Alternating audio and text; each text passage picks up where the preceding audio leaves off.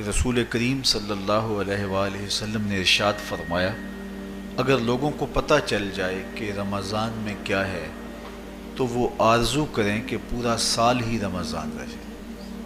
اتنی برکتیں اور اتنی رحمتیں اللہ نے اس مبارک مہینے کے دامن میں ڈال دی ہیں۔ میں نے جو آپ کے سامنے آیت کریمہ تلاوت کی ہے اس میں بھی اس مفہوم کو بیان فرمایا گیا کہ اے ایمان والو، تمہارے اوپر روزے فرض کیے گئے ہیں جس طرح تم سے پہلوں پہ فرض کیے گئے تھے۔ یا ایھا الذین آمنوا کتب علیکم الصیام کما کتب علی الذین من قبلکم۔ کیوں فرض کیے گئے؟ وجہ کیا ہے؟ لعلکم تتقون، تاکہ تم متقی بن جاؤ، تم پرہیزگار بن جاؤ۔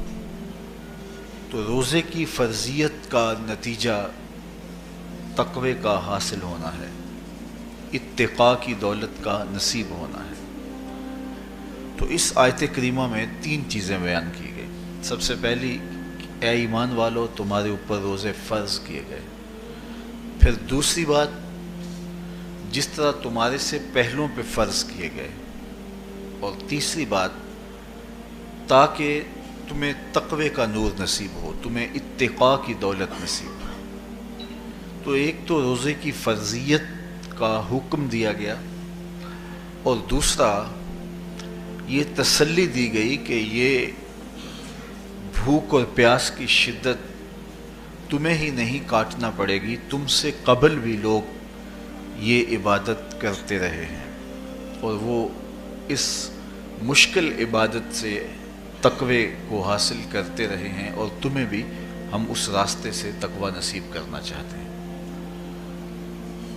علامہ حقی علیہ رحمہ نے لکھا ہے کہ ملک تحمور الثالث، یہ حضرت آدم علیہ السلام کی اولاد سے تیسرا بادشاہ گزرا ہے، اس کے زمانے میں قحط پڑ گیا تھا۔ تو اس نے اپنی قوم کو یہ حکم دیا کہ ایک وقت کا کھانا آپ کھا لیں اور ایک وقت کا کھانا بچائیں اور وہ قحط زدہ علاقوں میں بھیجیں۔ تو قوم نے اس حکم کو بصر و چشم قبول کیا اور ایک وقت کا فاقہ کاٹ کے اپنے ان بھائیوں کے لیے وہ کھانا بھیجتے جو قحط میں مبتلا تھے۔ قوم کی یہ ادا اللہ کو پسند آ گئی، اور وقت کے نبی پر وحی کی گئی کہ تمہارے اس عمل کو ہم عبادت قرار دیتے ہیں۔ تو حضرت آدم علیہ السلام کے بعد متصل ہی یہ عبادت فرض کی گئی، اور پھر جتنی بھی ملتیں، قومیں اور امتیں آئیں ان میں روزے کی تحسین کی گئی اور روزے کی تلقین کی گئی۔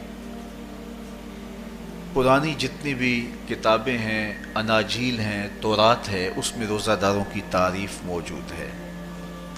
اور حضور علیہ السلام جب اس دنیا پہ تشریف فرما ہوئے تو آقا کریم روزے کی فرضیت سے پہلے بھی روزے رکھتے تھے۔ ویسے روزہ سن 2 ہجری کو فرض ہوا ہے، شعبان المعظم کے مہینے میں، لیکن اس سے قبل بھی ایام 20 کے حضور روزے رکھتے تھے، اور اس کے علاوہ بھی مختلف ایام میں اللہ کے محبوب روزے رکھتے تھے۔ روزے کی فرضیت کے بعد حضور علیہ السلام کی زندگی میں کل 9 رمضان آئے ہیں، جس میں 7 29 کے تھے اور 2 30 کے تھے۔ یہ بات ذہن میں رکھیے گا کہ روزے 29 ہوں ثواب پھر بھی 30 کا ہی دیا جاتا ہے۔ تو زیادہ تر جو رمضان المبارک کے مہینے ہوتے ہیں وہ 29 کے ہوتے ہیں، 30 کے کم ہوتے ہیں۔ حضور کی زندگی میں 9 میں سے 7 جو ہیں وہ 29 کے ہوئے ہیں اور 2 30 کے ہوئے ہیں، تو ثواب پورے 30 کا ہی ہے۔ بعض لوگوں کو زیادہ ہی مسئلہ ہوتا ہے، 29 ہو جائیں تو یہ اللہ کا کرم ہے کہ روزہ رکھنا بھی نہیں پڑا اور 30ویں کا ثواب بھی مل گیا، لیکن وہ شور مچا دیتے ہیں کہ یہ روزہ کھا گئے ہیں۔ میرا نہیں خیال کہ کسی کو اپنے ذمے اتنی بڑی امت کا بوجھ لینے کی پریشانی ہو اور وہ خام خواہ ایک روزے کے لیے پوری امت کا بوجھ اپنے کندھوں پہ ڈال لے. تو 29 روزے ہوں یا 30 ہوں، اللہ ثواب پورے 30 کا ہی عطا کرتا ہے. روزہ اللہ تعالیٰ جل شانہ کی رضا اور اس کی محبت کے حصول کا ذریعہ ہے، اور اس کا عملی نتیجہ جو اس آیت کریمہ میں بیان کیا گیا وہ تقوی ہے. لعلکم تتقون. روزہ اس لیے فرض کیا گیا کہ تمہیں تقوی نصیب ہو جائے، اتقاء کی دولت نصیب. اب سوال یہ ہے، کیا تقوی بھوک اور پیاس سے حاصل ہوتا ہے؟ پیاس کاٹنے سے، بھوک کاٹنے سے کیا تقوی نصیب ہو جاتا ہے؟ صبح سے لے کر شام تک روزہ رکھنے کی تلقین کی گئی. یہاں ناروے میں اور مختلف ممالک کے اندر 20 گھنٹے کا روزہ ہے، اور ہمارے بھی یہاں 16-17 گھنٹے مسلسل شدت کی گرمی میں بھوک اور پیاس کاٹنا ہوتی ہے. تو اتنا طویل دورانیہ جو بھوک اور پیاس کاٹی ہے، اس کا مقصد رزق بچانا نہیں ہے، بلکہ وَيُزَادُ فِيهِ رِزْقُ الْمُؤْمِنِ. ماہ صیام میں مومن کا رزق بڑھ جاتا ہے. آپ اپنا بجٹ دیکھ لیجئے، باقی مہینوں کی نسبت ماہ صیام میں آپ کے اخراجات زیادہ ہوتے ہیں اور کشادگی ہوتی ہے. تو یہ کوئی خوراک بچاؤ مہم نہیں ہے، بلکہ رزق تو بڑھ جاتا ہے، لیکن اس کے باوجود 20 گھنٹے، 17 18 گھنٹے پیاس اور بھوک کاٹنا، اس کا کوئی مقصد ہے تو وہ مقصد قرآن نے بیان کیا کہ اس کے نتیجے میں تمہیں اتقاء کی دولت ملے گی، تمہیں تقوی کا نور نصیب ہوگا. سوال یہ کھڑا ہوا، کیا بھوک اور پیاس کاٹنے سے تقوی مل جاتا ہے؟ تو اس کو سمجھنے کے لیے ایک مختصر تمہید سمجھنا ہوگی، اور وہ یہ کہ ہمارے 2 دشمن ہیں جو ہمیں جادہ مستقیم سے ہٹانے کے لیے دن رات کوشاں ہیں. ایک شیطان اور دوسرا نفس. یہ 2 دشمن ہیں جو ہماری متاع عمل، ہمارا خلوص، ہماری للہیت، ہمارا باطن لوٹنے کے لیے ہر وقت مستعد اور فعال رہتے ہیں. اب ان 2 دشمنوں سے ہمارے تنہا ناتواں وجود کا مقابلہ ہے، اور ان میں سے جو بڑا دشمن ہے وہ نفس ہے، کیونکہ شیطان نے جب انکار سجدہ کیا تو ہم تو یہ کہتے ہیں کہ ہمیں شیطان نے بہکا دیا، لیکن شیطان نے جب انکار سجدہ کیا اور خود بہک گیا تو اس وقت کوئی دوسرا شیطان تو نہیں تھا جس نے شیطان کو بہکایا، وہ نفس تھا جس نے شیطان کو شیطان بنایا. اس نے اندر سے کہا انا خیر منہ، میں بہتر ہوں. تو یہ انانیت جو تھی، انا خیر منہ، اس نے اس کو بہکایا. تو شیطان کو شیطان بنانے والا نفس ہے، تو نفس شیطان سے بھی بڑا دشمن ہے. ایک بزرگ تھے، وہ ساری زندگی اپنی زبان پہ انا کا لفظ نہیں آنے دیتے تھے. اس مفہوم کو بیان کرنا ہوتا تو وہ با الفاظ دیگر بیان کرتے. میں کا لفظ، انا کا لفظ وہ اپنی زبان پہ ساری زندگی انہوں نے جاری ہی نہیں ہونے دیا. کہتے تھے اس لفظ نے شیطان کا بیڑا غرق کر دیا، تو میں یہ لفظ زبان پہ آنے نہیں دوں گا. اچھا، بندے بھی بڑے عجیب ہوتے ہیں. کسی نے کہا لو ان کی زبان پہ یہ لفظ آتا کیوں نہیں، میں جاتا ہوں اور ان کی زبان پہ یہ لفظ آئے ہی آئے. چلے گئے. بزرگ تشریف فرما تھے، نماز کا وقت قریب ہو رہا تھا. حضرت ایک مسئلہ پوچھنے آیا ہوں. کہا پوچھئے. شیطان کو کس چیز نے برباد کیا؟ حضرت آپ تو بولیں گے کہ میں نے، آنا نے. تو کہوں گا جیسے بھی ہوا ان کے زبان پہ لفظ میں تو آ ہی گیا نا. تو وہ بزرگ بھی بڑے سیانے تھے، اس کی نیت کا کھوٹ سمجھ گئے. فرمانے لگے بیٹا نماز کا وقت ہو گیا ہے، نماز پڑھ لیتے ہیں پھر اس پہ بات ہوتی ہے. نماز ہوئی، سلام پھرا تو خود ہی فرمانے لگے کسی نے کہا تھا کہ شیطان کو کس چیز نے برباد کیا، جواب دینا چاہ رہا ہوں کس نے پوچھا تھا. جھٹ کھڑا ہو گیا، میں نے. کہا اسی چیز نے اس کا بیڑا غرق کر دیا. تو جو نفس تھا وہ شیطان کو شیطان بنانے والا ہے. تو ہمارے ساتھ نفس بھی لگا ہوا ہے، ہمارے پیچھے شیطان بھی لگا ہوا ہے. شیطان بھی بڑا مکار دشمن ہے، چھوٹا دشمن یہ بھی نہیں ہے۔ یہ ہماری متاع عزیز کو، متاع ایمان کو، متاع عمل کو، متاع خلوص کو لوٹنے کے لیے دن رات مستعد اور فعال رہتا ہے۔ اللہ کے محبوب نے فرمایا الشیطان جاسم علی قلب ابن آدم فاذا ذکر اللہ خانس واذا غفل وسوس۔ شیطان اولاد آدم کے دل پہ قبضہ جما کے بیٹھ جاتا ہے، جب یہ اللہ کا ذکر کرتا ہے تو بھاگ جاتا ہے، اور جب یہ اللہ کے ذکر سے غافل ہوتا ہے تو یہ وسوسہ اندازی کرتا ہے۔ تو شیطان اولاد آدم کے دل پہ قبضہ جماتا ہے، اسے پتہ ہے کہ دل قابو میں آ گیا تو پورا بدن قابو میں آ گیا، چونکہ میرے اعضائے بدنیاں میرے دل کے تابع ہیں۔ موسم اچھا ہے، رت سہانی ہے، صحن چمن میں پھول کھلے ہیں، لیکن میرا دل نہیں چاہ رہا تو ٹانگیں جنبش ہی نہیں کریں گی۔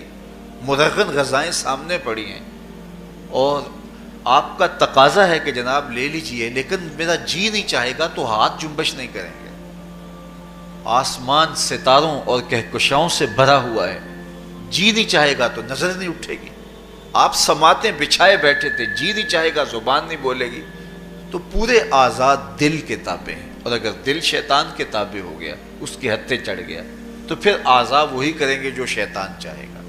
اور اگر یہ دل مالک کی محبت سے سرشار ہوگا تو پھر دل جو چاہے گا وہی اعضاء کریں گے۔ تو دل اللہ کی نافرمانی کی چاہت ہی پیدا نہیں ہونے دے گا، تو اعضائے بدنیاں کا رخ بھی اللہ کی رضا کے حصول کے لیے ہوگا۔ تو شیطان بھی قبضہ دل پہ جماتا ہے اور دل کو قابو میں کر کے حضرت انسان کا بیڑا غرق کرتا ہے۔ اللہ تعالیٰ کا کرم یہ ہوا اذا جاء رمضان سلسلۃ الشیاطین۔ اللہ کے محبوب علیہ السلام ارشاد فرماتے ہیں جب ماہ صیام آتا ہے تو شیاطین جکڑ دیے جاتے ہیں، جنت کے دروازے کھول دیے جاتے ہیں، جہنم کے دروازے بند کر دیے جاتے ہیں۔ اب ہمارے دو دشمن تھے، ایک نفس اور دوسرا شیطان۔ دونوں کے مقابلے میں ناتواں اور کمزور جان کو مقابلے میں آنا پڑتا تھا، لیکن جب ماہ صیام آیا، یہ ماہ انور آیا، تو ہمارے دو دشمنوں میں سے ایک دشمن باندھ دیا گیا۔ اب ہمارا مقابلہ صرف ایک دشمن سے رہ گیا۔ دیکھیے، ماہ رمضان آتا ہے تو مسجدوں کے در کشادہ ہو جاتے ہیں، لوگوں کا رجحان دین کی طرف ہوتا ہے۔ جو 5 نمازیں بھی نہیں پڑھتے ہوتے ان کو تراویح میں بھی کھڑا ہوتا دیکھتے ہیں، اہتمام ہوتا ہے، نیکی کا، صدقہ و خیرات کا ماحول پیدا ہوتا ہے۔ ایسا کیوں ہے؟ کہ شیطان بن گیا، لیکن اس کے باوجود نظر بھٹک رہی ہے، خیالوں میں آوارگی ہے، اور رشوت کا بازار گرم ہے۔ کیوں؟ کہ ابھی نفس موجود ہے۔ تو نیکی کا جو ماحول پیدا ہوا یہ شیطان کے بن جانے کی وجہ سے، اور برائی کا ماحول اب بھی موجود ہے یہ نفس کے موجود ہونے کی وجہ سے۔ تو ہمارے دو دشمن ہیں جو ہمیں زیادہ مستقیم سے ہٹاتے ہیں، ایک شیطان اور دوسرا نفس۔ اب جب ماہ صیام آیا تو شیطان باندھ دیا گیا، اب ہمارا مقابلہ صرف نفس سے ہے، اور یہ نفس شیطان سے بھی بڑا دشمن ہے۔ شیطان کو شیطان بنانے والا نفس ہے، اور وہ ہمارے ساتھ جڑا ہوا ہے۔ ماہ صیام میں شیطان تو بند گیا لیکن نفس نہیں بندھا۔ اب ہمیں اپنے نفس کو کمزور کر کے اور اپنی فتح حاصل کرنی ہے اور تقوی کی منزل کو پانا ہے۔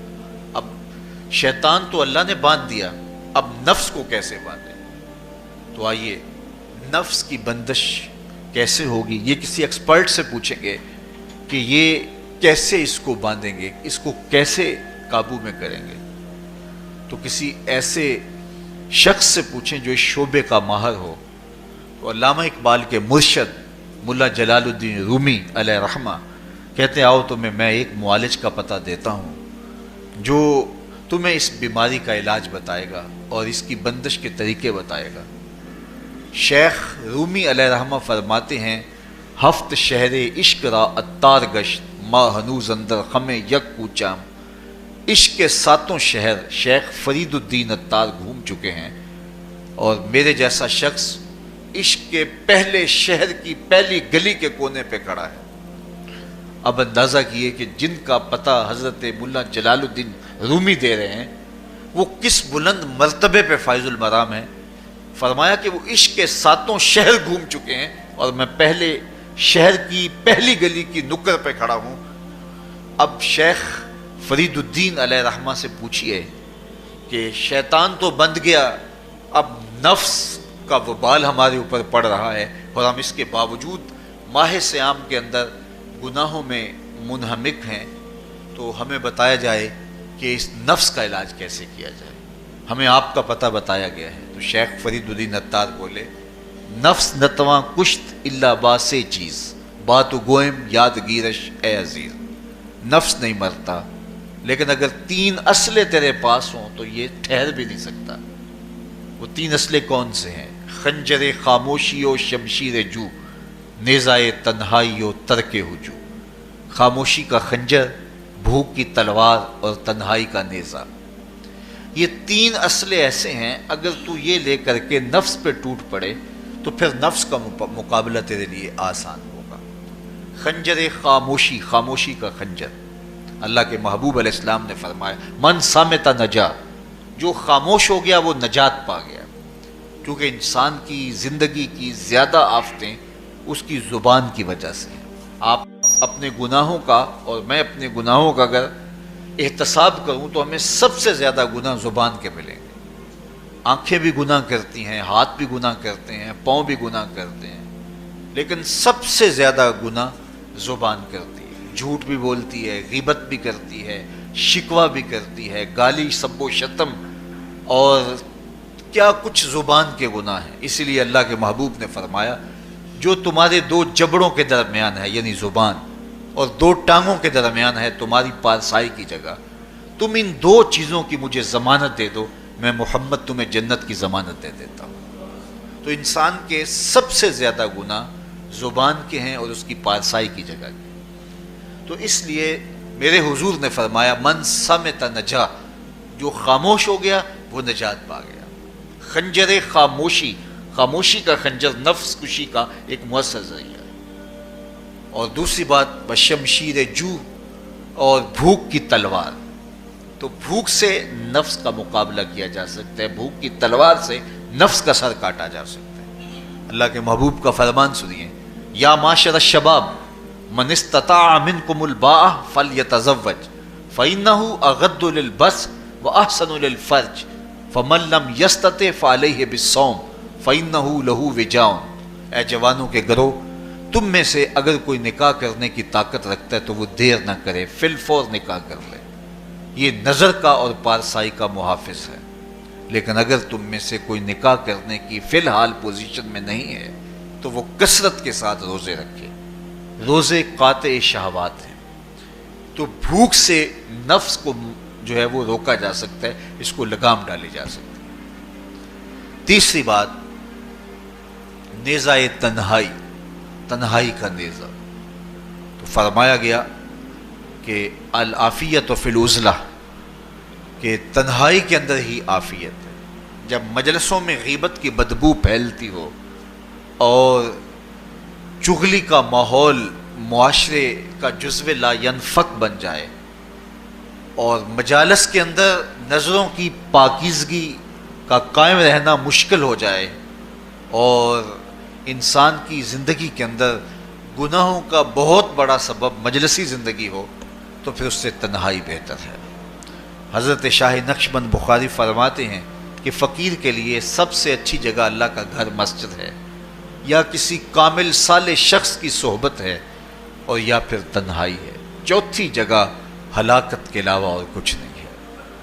ہمیں اپنے کاروبار میں، اپنے معاملات میں، اپنی ملازمتوں میں جانے کی تلقین کی گئی تو وہاں یہ تلقین کی گئی کہ دیر سے جاؤ جلدی واپس آ جاؤ، اور مسجد میں جاتے ہوئے تلقین کی گئی کہ جلدی جاؤ اور دیر سے واپس آؤ۔ لیکن ہم مسجد کے دروازوں پہ جب دور موجود میں رش دیکھتے ہیں کہ لوگ بہت جلدی نکلنا چاہتے ہیں، حتیٰ کہ کندھوں سے کندھے ٹکرا رہے ہوتے ہیں کہ جلدی سے باہر نکل جائیں، حالانکہ وہ عافیت کی جگہ ہے، 2 منٹ زیادہ بھی ہو جائیں تو کوئی حرج نہیں ہے۔ اور ایسے لوگوں کو بھی نکلنے میں جلدی کرتے ہوئے دیکھا ہے کہ لگتا تو یہ تھا کہ شاید یہ انہوں نے کسی ضروری کام پہ جانا ہے، لیکن باہر نکل کے بازار میں پھٹے پہ بیٹھے تھے اور مسجد سے نکلنے کی جلدی بہت تھی۔ تو مسجد میں جلدی جاؤ اور دیر سے واپس آؤ، اور بازار میں دیر سے جاؤ اور جلدی واپس آؤ، لیکن ہمارے رویے اس کے برعکس ہو گئے۔ تو تنہائی میں عافیت ہے، خاموشی میں عافیت ہے، اور بھوک میں عافیت ہے۔ اور یہ ساری چیزیں روزے میں میسر ہیں۔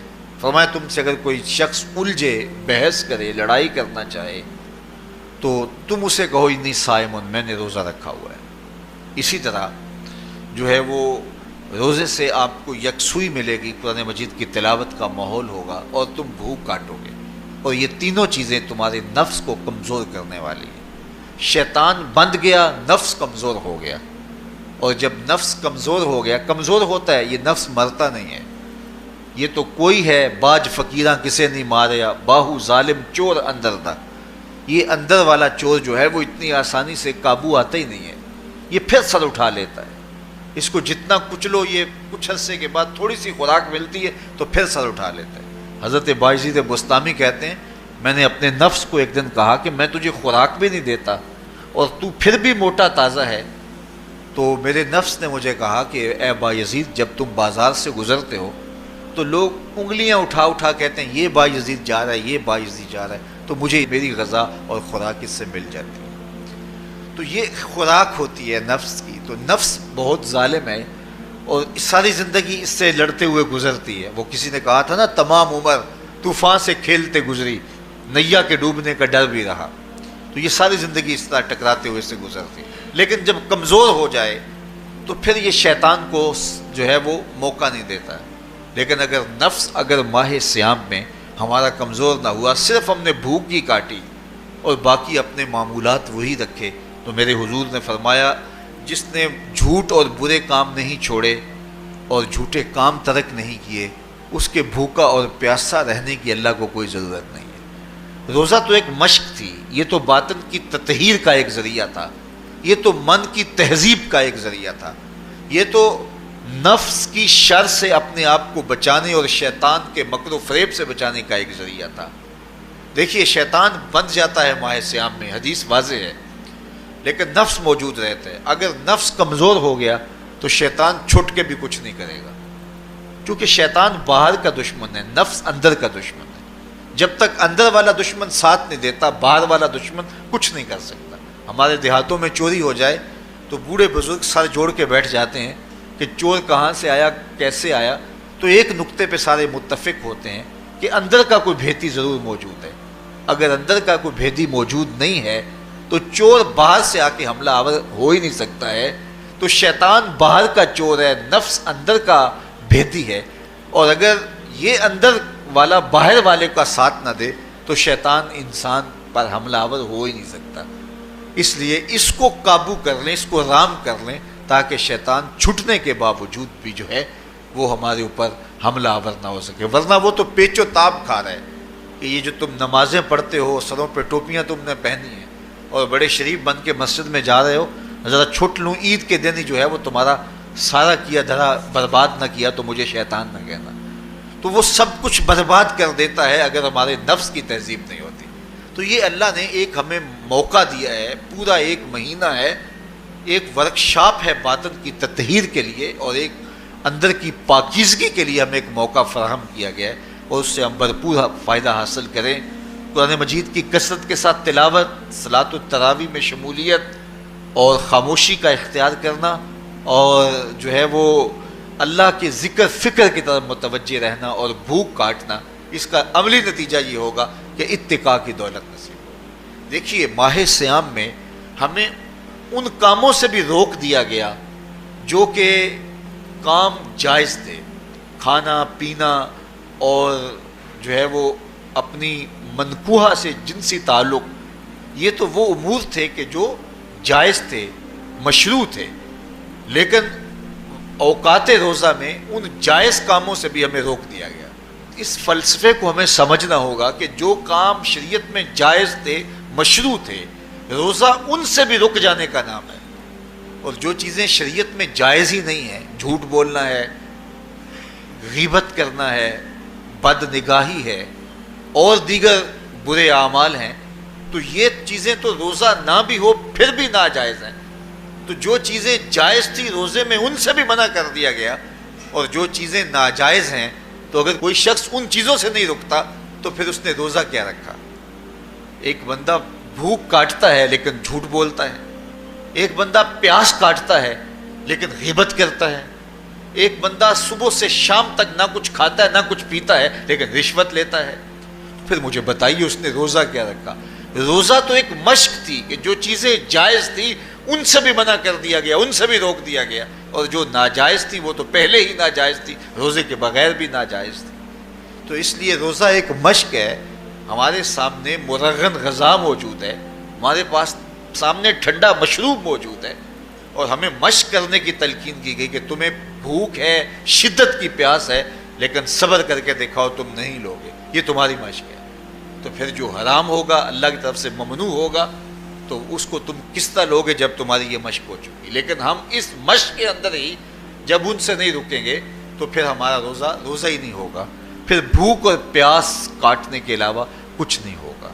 بہت سارے روزہ دار ایسے ہیں جن کا روزہ سوائے بھوک اور پیاس کاٹنے کے کچھ نہیں ہے۔ اس لیے جن چیزوں سے اللہ نے منع کیا ہے ان سے تو رکنا ہی رکنا ہے، جو چیزیں مشروع ہیں ان سے وقتی طور پہ روکا گیا تو ان سے بھی روک کر کے روزے کی تکمیل کی جائے۔ اچھا، روزے میں ایک اور چیز ہے کہ ہمارے صوفیاء مراقبہ کر کے ایک دولت پاتے ہیں، اور وہ کیا کہ اللہ دیکھ رہا ہے۔ وہ مراقبے میں بیٹھ جاتے ہیں اور اس تصور میں ڈوب جاتے ہیں کہ میرا اللہ مجھے دیکھ رہا ہے، اور یہ یقین اپنے اندر اتارتے رہتے ہیں۔ اس کا نتیجہ یہ ہوتا ہے کہ پھر گناہ کرنا مشکل ہو جاتا ہے۔ یہ تصور جب بندے کے ساتھ جڑ جاتا ہے کہ میرا اللہ مجھے دیکھ رہا ہے۔ ماہ سیام میں یہ دولت اللہ بانٹ دیتا ہے، جو مراقبے سے صوفیاء حاصل کرتے ہیں اللہ تعالیٰ اس دولت کو اہل ایمان پہ چھڑک دیتا ہے۔ کڑکتی دھوپ، برستی گرمی، زباں کانٹا، ہونٹ خشک، ٹھنڈا پانی دستیاب، دروازہ مقفل، کوئی دیکھنے والا بھی نہیں ہے، لیکن بندہ ایک گھونٹ بھی نہیں پیتا، وضو کرتے بھی احتیاط کرتا ہے کوئی قطرہ حلق سے نیچے نہ اتر جائے، کیوں کہ میرا اللہ مجھے دیکھ رہا ہے۔ جو چیزیں صوفیاء کو مراقبے سے نصیب ہوتی ہیں، ماہ سیام میں اللہ اس دولت کو بانٹ دیتا ہے، چھڑک دیتا ہے، بارش کی طرح وہ دولت برستی ہے، اور یہ تصور ہمارے ساتھ جڑ جاتا ہے کہ میرا اللہ مجھے دیکھ رہا ہے۔ ہم پانی نہیں پیتے، اللہ دیکھ رہا ہے، مرغن غذائیں موجود ہیں کہ اللہ دیکھ رہا ہے۔ تو میں یہ پوچھتا ہوں کہ ہم کھانا نہیں کھاتے کہ اللہ دیکھ رہا ہے، ہم پانی نہیں پیتے کہ اللہ دیکھ رہا ہے، لیکن جب رشوت لے رہے ہوتے ہیں اللہ اس وقت نہیں دیکھتا؟ جب نظر بھٹک رہی ہوتی ہے اللہ اس وقت نہیں دیکھتا؟ جب خیال بہک رہا ہوتا ہے اللہ اس وقت نہیں دیکھتا؟ جب سوچوں میں آوارگی آتی ہے اللہ اس وقت نہیں دیکھتا؟ تو یہ صرف وہ کھانے اور پینے کو ہی دیکھ رہا ہے، باقی امور زندگی کو نہیں دیکھ رہا، اور وہ کیا صرف رمضان میں دیکھتا ہے، غیر رمضان میں نہیں دیکھتا؟ تو یہ جو نور اترا تھا ماہ سیام میں، اس کو اپنے اندر اگر جذب کر لیا جائے تو زندگی سنور جاتی ہے۔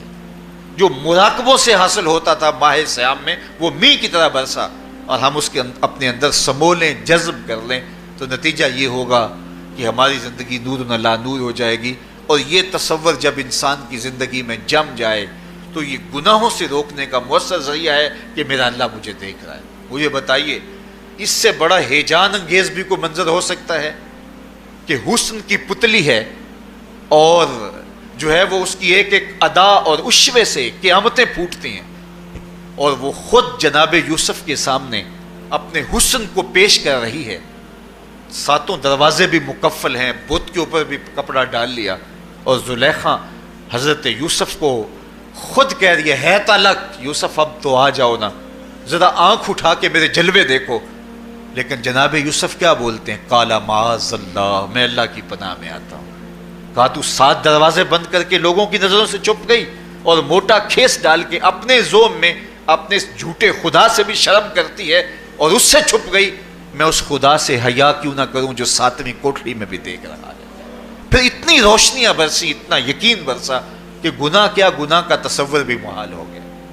تو مجھے بتائیے کتنا ہیجان انگیز منظر تھا جب حسن قدموں میں بچھنے کے لیے خود بے تاب تھا، اور حضرت یوسف جوان رانا ہے، جوانی اور شباب پورے بانکپن پہ ہے، اور ادھر حسن مچل مچل کے قدموں میں بچھ رہا ہے، لیکن یہ جذبہ کہ میرا اللہ مجھے دیکھ رہا ہے ایسی رکاوٹ بنتا ہے۔ قال معاذ اللہ، کہا میں اللہ کی پناہ میں آتا ہوں۔ تو یہ یقین جب بندے کے ساتھ جڑ جاتا ہے کہ میرا اللہ مجھے دیکھ رہا ہے، تو پھر انسان کے لیے گناہ سے بچنا کوئی مشکل نہیں ہوتا۔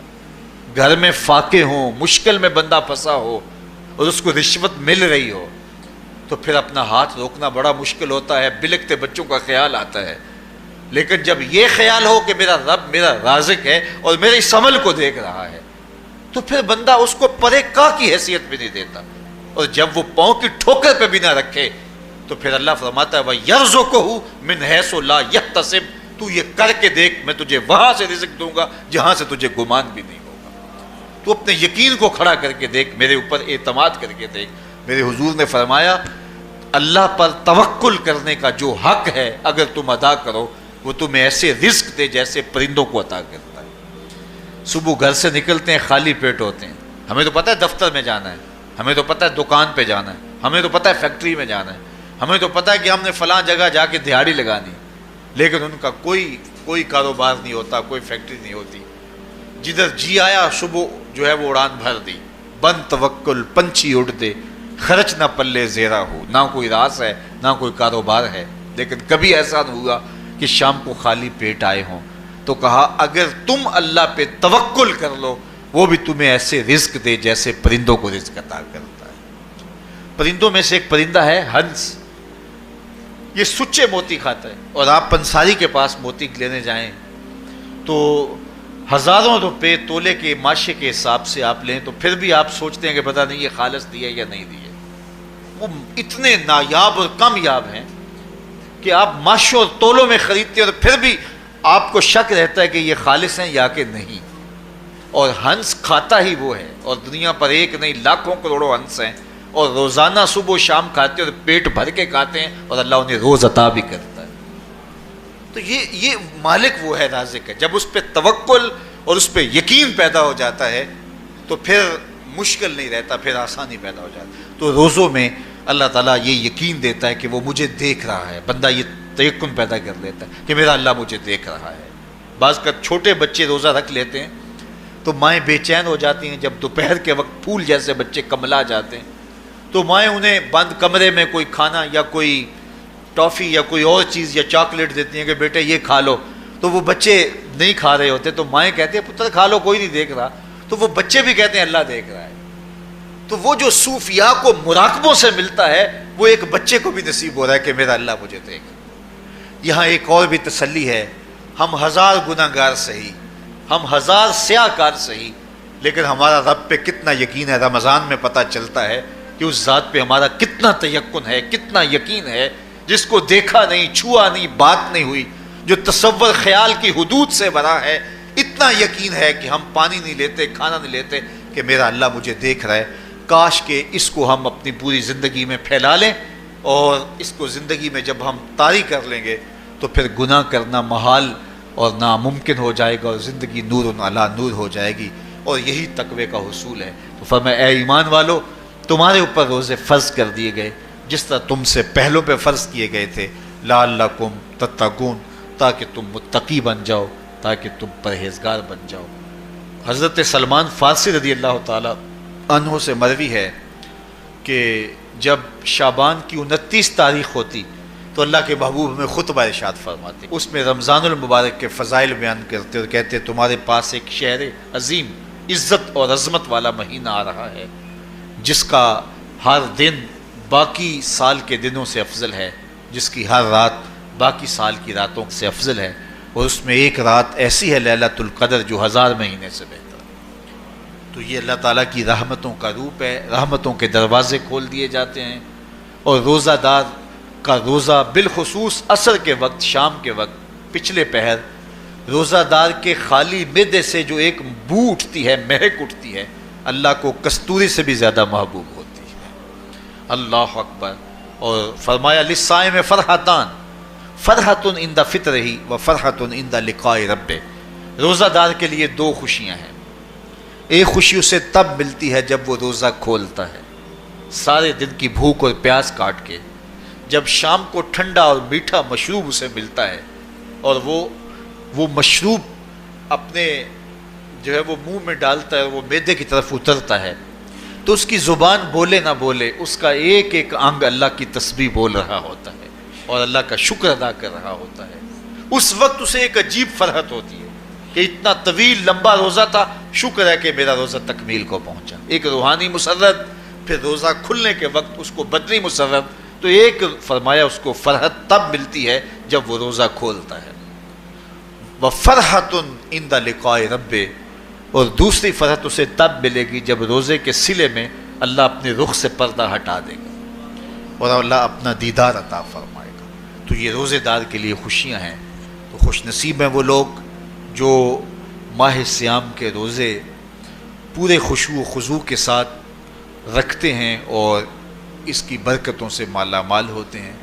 ورنہ بعض لوگ میں نے ایسے بھی دیکھے ہیں، وہ چھوٹی چھوٹی بیماریوں کا بہانہ بنا کے روزہ ترک کر دیتے ہیں اور انہیں حوصلہ ہی نہیں پڑتا روزہ رکھنے کا، چونکہ الصوم نصف الصبر، روزہ آدھا صبر ہے۔ میں سمجھتا ہوں، میں شوگر کا مریض ہوں اور 4 سے 5 گھنٹے اگر مجھے کچھ کھانے کو نہ ملے تو میری طبیعت میں ایسا اضطراب اور بے چینی پیدا ہو جاتی ہے کہ میں گھر والوں سے الجھنے کی کیفیت میں بھی آ جاتا ہوں۔ لیکن ماہ سیام میں 20 گھنٹے بھی کاٹ لیتا ہوں، لیکن میری طبیعت پہ کوئی بوجھ اس لیے نہیں ہوتا کہ میں اللہ کی رضا کو اپنے ذہن کے ایک ایک گوشے میں رکھے ہوئے ہوتا ہوں۔ تو یہ آدھا صبر ہے، یہ صبر سکھاتا ہے۔ اور پھر روزے سے جب ہم بھوک کاٹتے ہیں تو غربا، مساکین، وہ لوگ جو بیچارے بھوک اور پیاس کاٹ کے زندگی گزارتے ہیں، ان کا بھی ہمیں خیال آتا ہے کہ ہمیں تو اپنے اختیار سے چند لمحوں کے لیے بھوک کاٹنی پڑی، تو اس کی کلفت اور اس کی اذیت اتنی ہے۔ تو جو شخص مجبوری کی وجہ سے کاٹتے ہیں اور ان کے بلکتے بچے ان کے سامنے ہوتے ہیں تو پھر ان کا عالم کیا ہوگا۔ تو اس سے پھر صدقہ اور خیرات کا ماحول پیدا ہوتا ہے اور ہم غربا کو اپنے ساتھ خوشیوں میں شریک کرتے ہیں۔ اللہ تعالیٰ جل شانہ ہمیں ماہ سیام کے روزے، صلاۃ التراویح، دیگر صالح اعمال کی توفیق دے۔